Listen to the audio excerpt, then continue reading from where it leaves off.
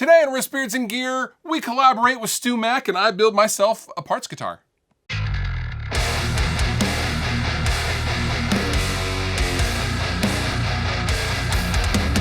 Today we're gonna be doing something that I have never done on this channel before. We are going to build a parts guitar, and I have partnered with the legendary StewMac to build a parts guitar out of anything on their website, and all the stuff arrived in this box, which is actually quite heavy.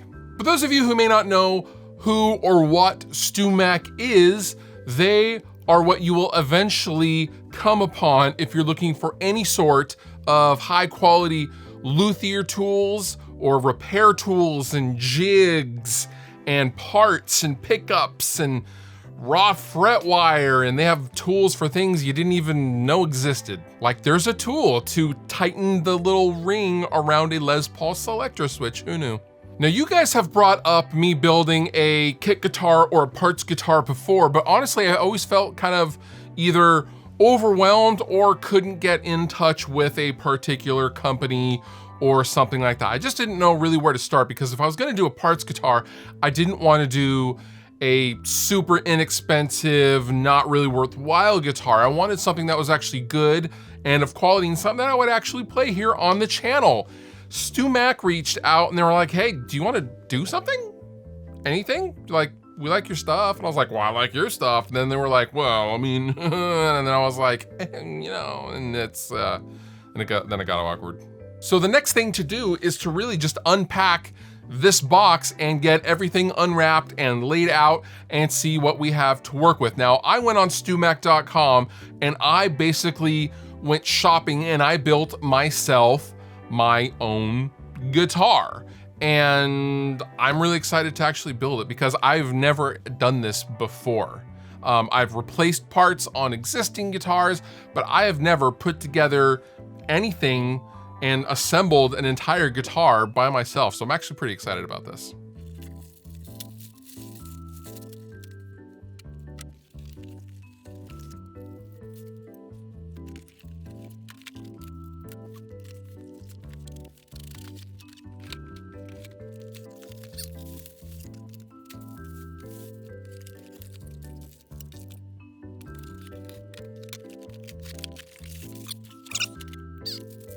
So you can tell by now, I am building myself a Fender Strat because that is what I chose, but I will emphasize that StewMac has much, much more than just Fender parts, but this is just what I happen to choose for my own personal preferences. I chose a roasted maple Fender neck. I chose a 50s style body, Fender Strat body. I chose a pre-wired Fender Pickguard with, I believe these are Texas Specials in it. I chose Fender tuners because I love these particular Fender locking tuners. I chose, you know, a Godot bridge, a vintage style bridge, etc., etc. We will go over the finer details once I put it together, but I guess right now I gotta put this thing together, right?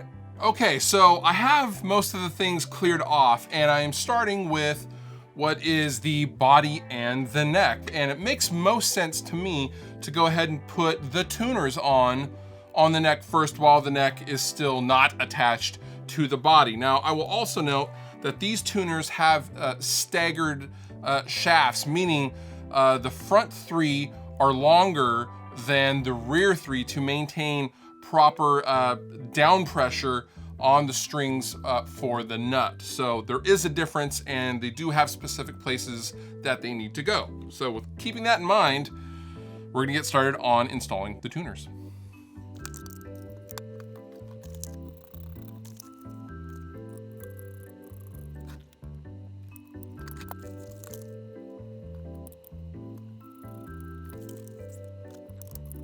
So now I'm gonna go ahead and give these a little tighten.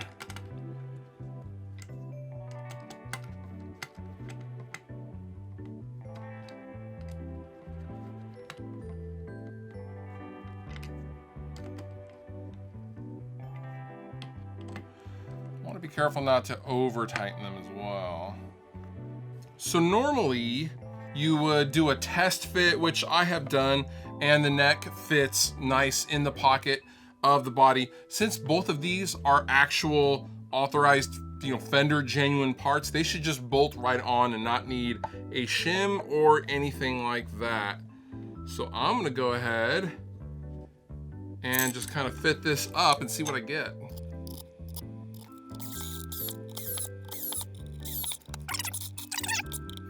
All right, got the very beginnings of a guitar. Next, I guess we would put on the back claw and the bridge.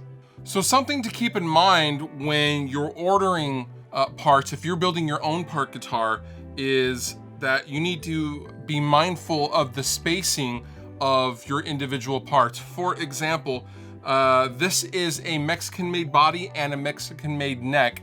Thusly, I could not get an American spaced Fender bridge, for example, because I know that the Mexican-made bridges are slightly narrower than its American counterpart. And so I had to order appropriately, and this Godot vintage style bridge fit the bill nicely. Now right now I'm just test fitting this bridge and all the holes line up. Everything seems pretty good. So I'm gonna go ahead and I'm going to put some of the bridge hardware in.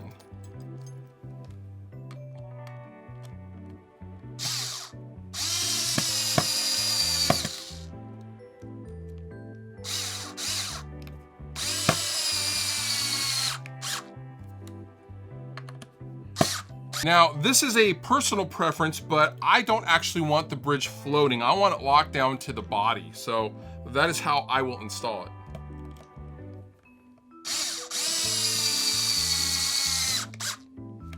All right, so next we have to install some of the hardware.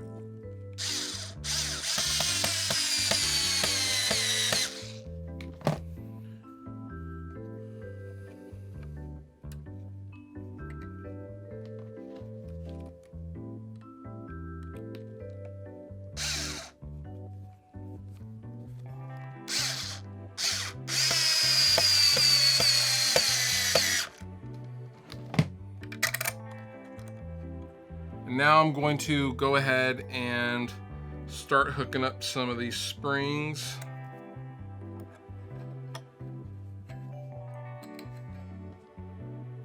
There. And now that I have the springs installed, I'm going to go ahead and tighten down the claw, pulling on the springs and locking down the tremolo even further. Before we wire up the pickguard, we actually have to take a very important step, and that is drill the individual holes that fasten the pickguard to the body. This body does not come with pre-drilled pickguard holes because it is meant to be universal in its pickguard application. So if yours is like a 9-hole or an 11-hole or whatever, you can just drill your holes as applicable and then it will fit the pickguard that you have. So Fender has left the holes out. So we basically have to dry fit the pickguard. We have to set it down and then we have to mark the individual holes. We're gonna do that right now. This also gives us an initial chance to see what the guitar is gonna look like, and it looks amazing. Now I have this awl, and this is simply just comes to a sharp point, and I am going to place a couple of pokes in the center of each hole carefully for a pilot hole to go into.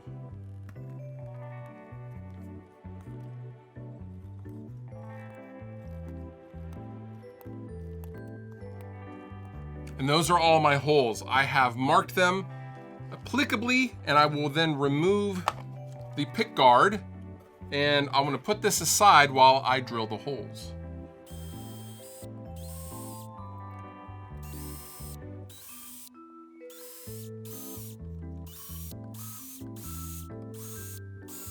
All right, so now that the holes are all drilled up for the pickguard, it is time to wire in this very, very nice Fender Custom Shop Texas Special loaded pickguard.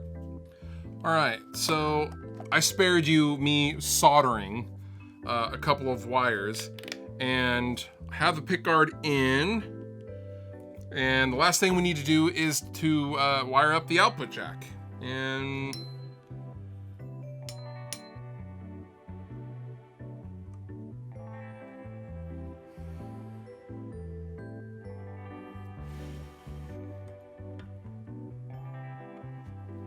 so right now, before we go any further, I haven't put any screws into the pickguard because in case I screwed up somewhere, which I wouldn't put it past me to screw up, I could get quick access to the wiring in case I have any weird ground issues or anything. So at this time, I'm going to plug into the Fractal Axe Effects, and I'm going to do a simple tap test and see if I hear anything, which I already do. It's plugged in, I'm on the bridge position. It's good. Middle position, or position number 2. Middle position. Position number 4. Everything seems to be working awesome. So I'm gonna go ahead and bolt down the pickguard at this time. So we need to do 2 more things, mainly one larger thing and one small thing, but those 2 things are as follows. We need to locate the string tree on the headstock that adds tension and downward pressure on the high B and E strings. And we also need to finalize the nut and use these StewMac nut slotting files to properly set our action at the nut. So we are going to put a set of strings on this, and we're going to use that set of strings to kind of set everything, get everything in its place, then we're going to take them off, put a fresh set on, and then we're going to play the guitar. So let's get started. Okay, so I have the strings basically strung up with a light tension sitting on top of the nut. Obviously the action is very, very high, and we are going to use the StewMac nut slotting files, and we're basically going to loosen one string at a time and file a slot and put the string back in, tension it up, check to see where it's at in relation to the first fret, and then rinse and repeat. This part is very, very tedious and rather boring. However, if you're not careful, you will just blow that slot, and you will have to get a whole new nut, which would be a whole new video. And that would be terrible if I did that. So let's hope I don't do that.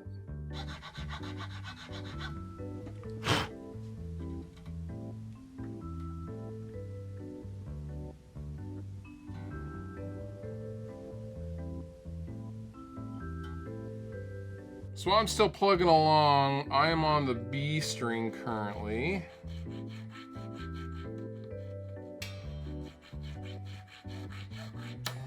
And the key here is just slow and steady. That's really, this is the most tedious part of a setup. Now keep in mind, I have not yet set the action either. So most of the strings are at the highest at the nut and then are sloping down in relation to the fret. So I definitely need to raise the saddles of the bridge for sure. But right now, things are looking generally pretty good. Now I'm going to go ahead and I'm going to set the action, because that is all sorts of out of whack.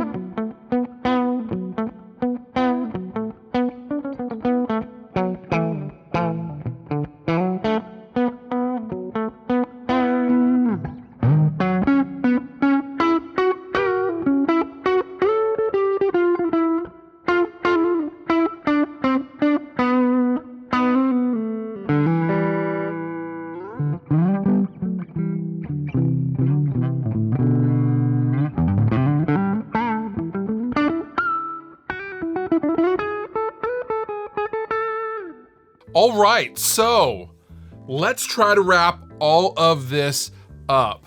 I went on to StewMac.com and I basically went shopping and I built a guitar that I would love from the parts available.